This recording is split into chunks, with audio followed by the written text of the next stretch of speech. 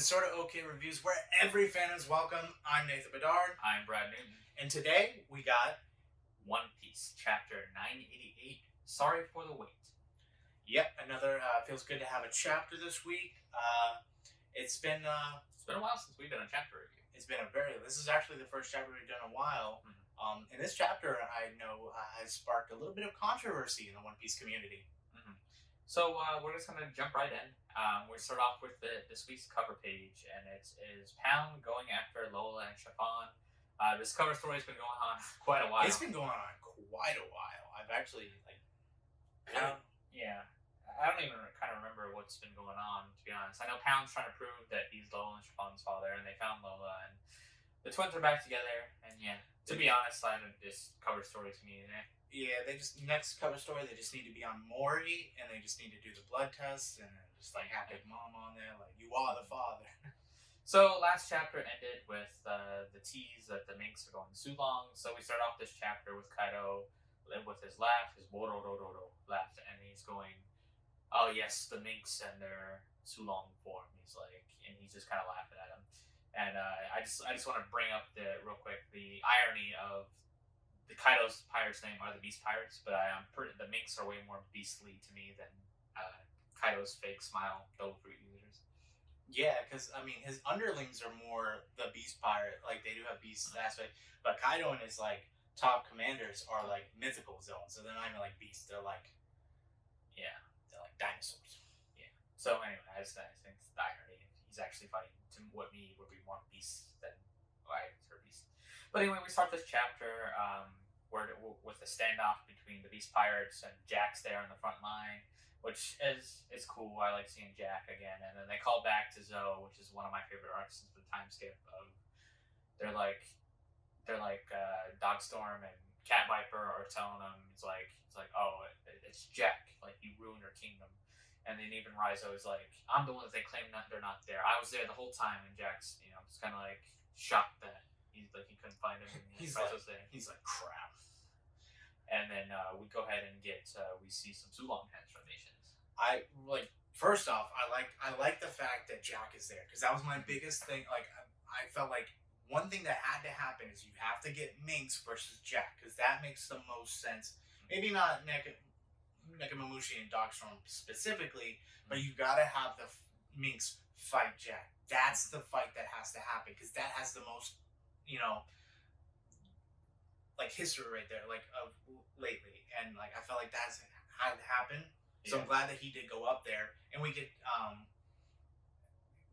and two, it kind of solidified like Jack is like the one Yonko that he kind of reminds me a little bit of Katakuri in the fact of like he's always like he's there by Kai, like he's stepping into action pretty much, like he's not the front line. Yeah, he's not like smoothie and just sitting back and everything. Granted though, it seems like all of his commanders have done relatively well in at least doing something. I mean, we've, especially from the past chapters, we've gone quite a bit with Queen. King has been a little bit of a least, but he's even still done some pretty massive stuff as far as knocking Big Mom off and stuff. But I thought it was cool. Yeah, so we get the transformations for, I guess, Roddy and Bibi, and then Shillian and Giovanni and Consulate, which are basically the Three Musketeer people.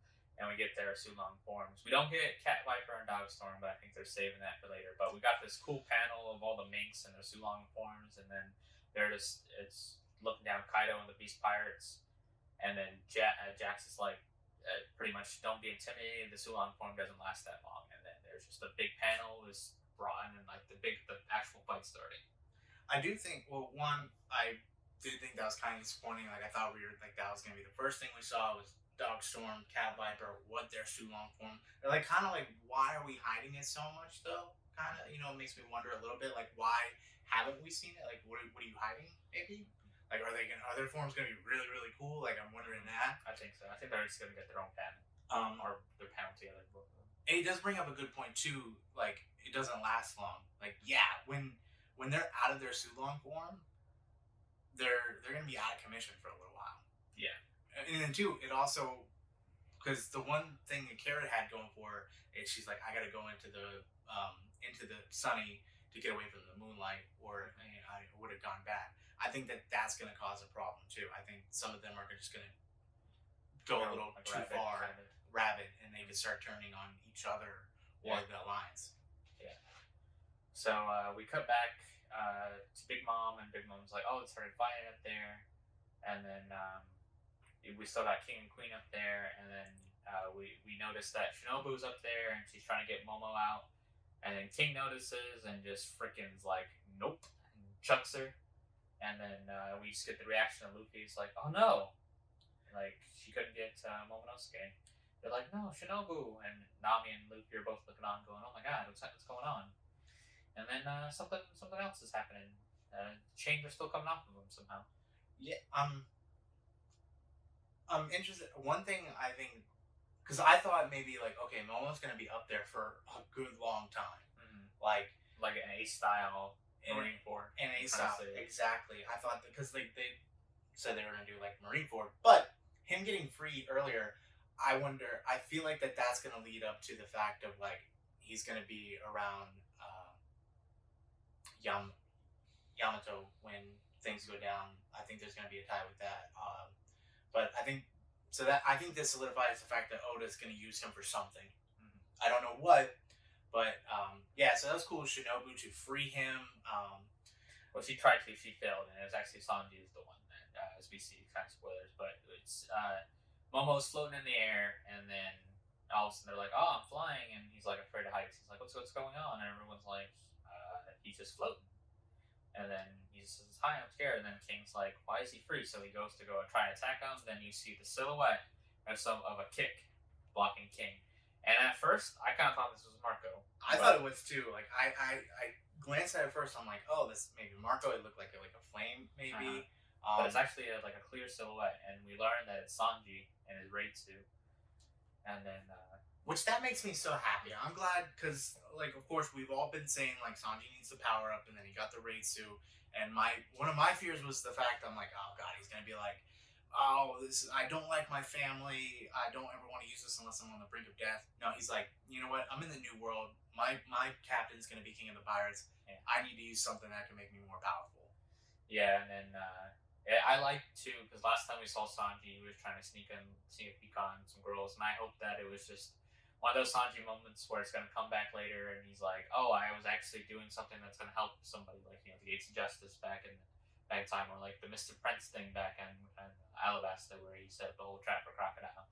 So it'd be cool if Sanji's got like something cool planned now. We see too, like we see a good effect of like being able to be invisible, like that side of his power up, like that shows like someone really. Because I was like, who is that? And like he can do the surprise attack, and I feel like that's gonna come back and back again to really help him out.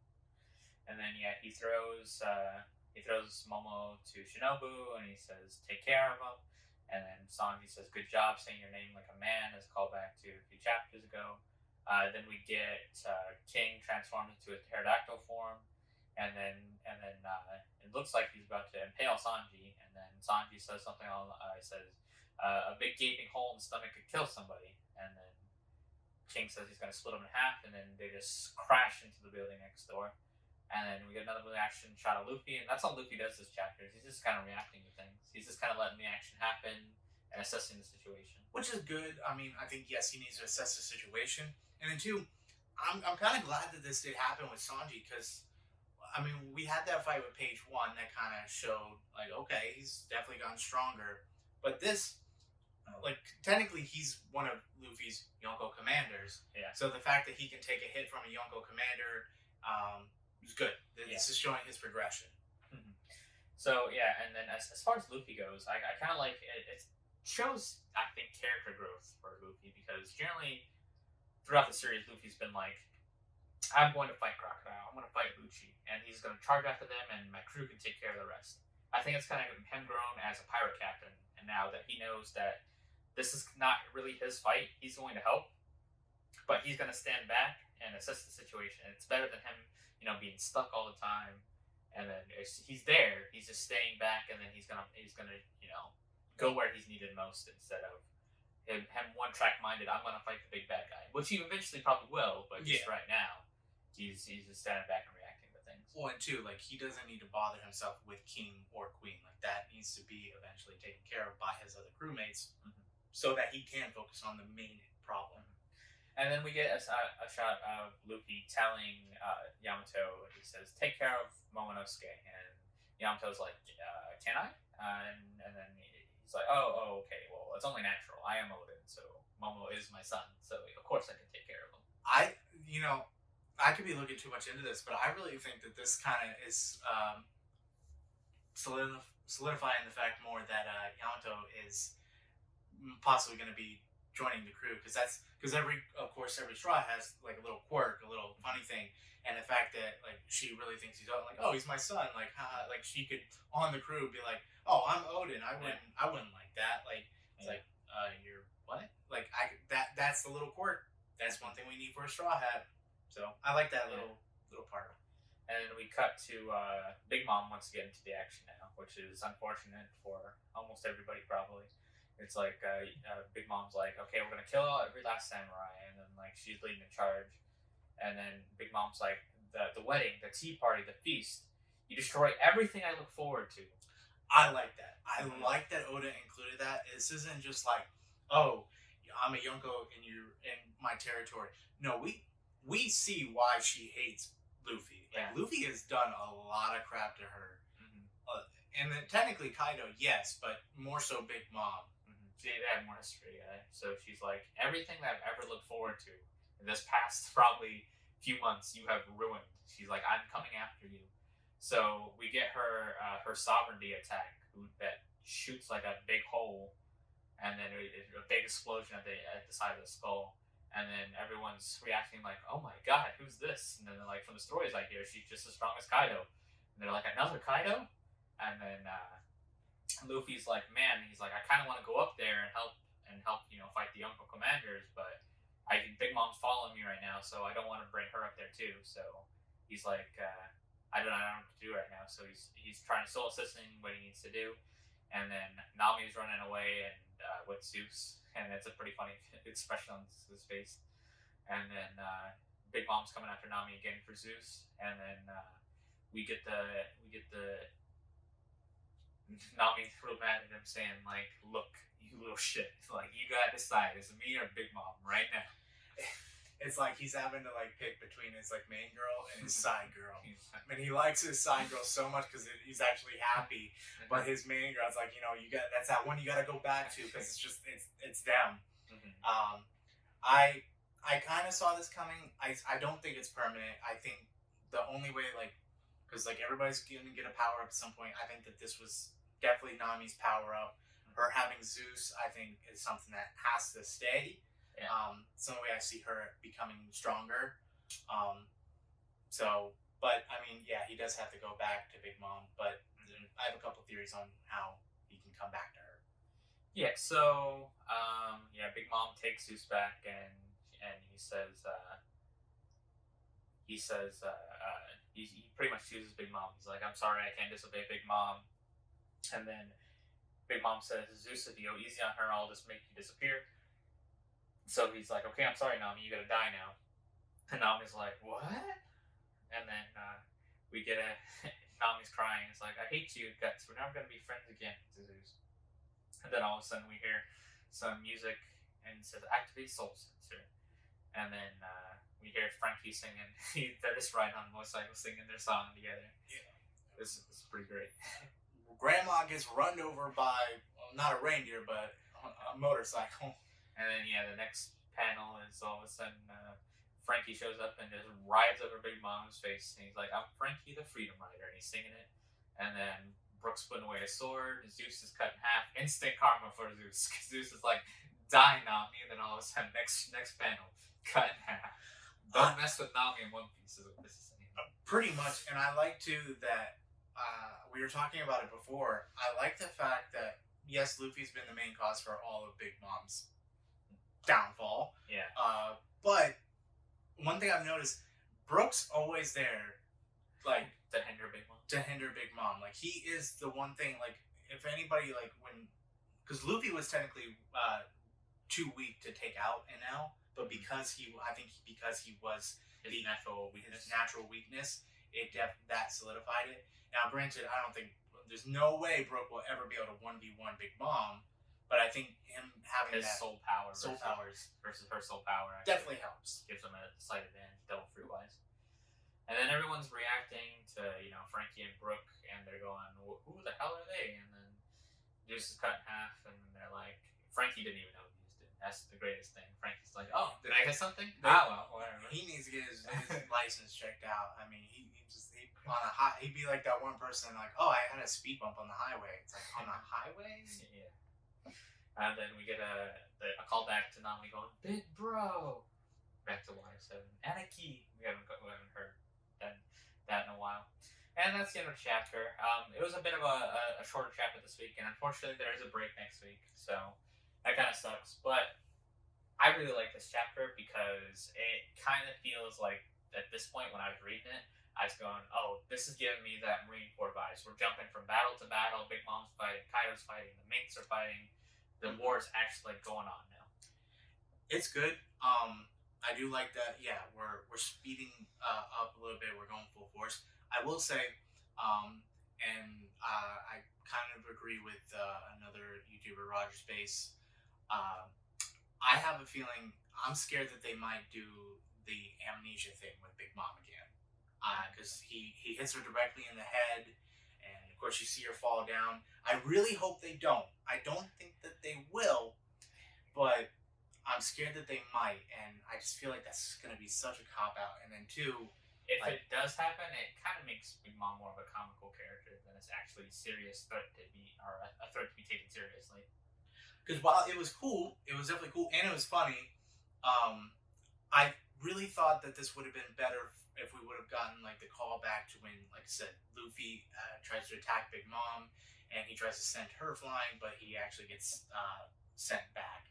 And I think that this would have been the perfect opportunity for her to attack, and then him send her flying, or at least push her back or whatever. Well, like, that would have been great. I get that, but I kind of like the aspect of, we got to focus on some of the smaller characters this arc. We got to focus on Sulong form. Yeah, which is good. We got to focus on Franky and Brooke, and it's like, I kind of miss like the crew moments, Sanji, instead of the main people. Which I'm wondering now, because of course you have, and I didn't even really think about this. Like, you got Kaido up there with the samurai and the Minks.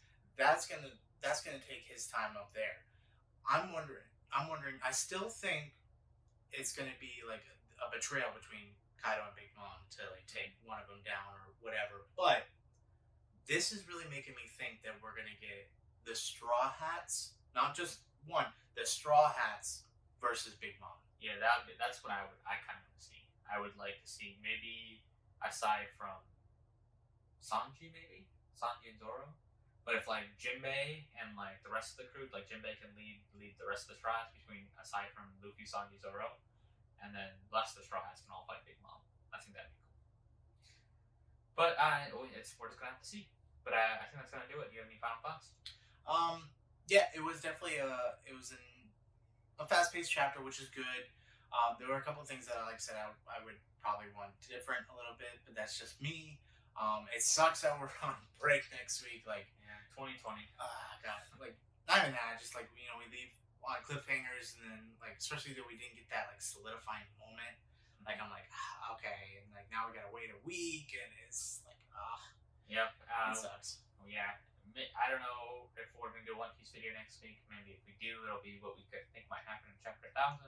But there'll probably be another break before Chapter 1000, so video will come eventually. So I'm sure Oda has something planned for that. Oh yeah. But I think that's gonna do it today, right? Yeah.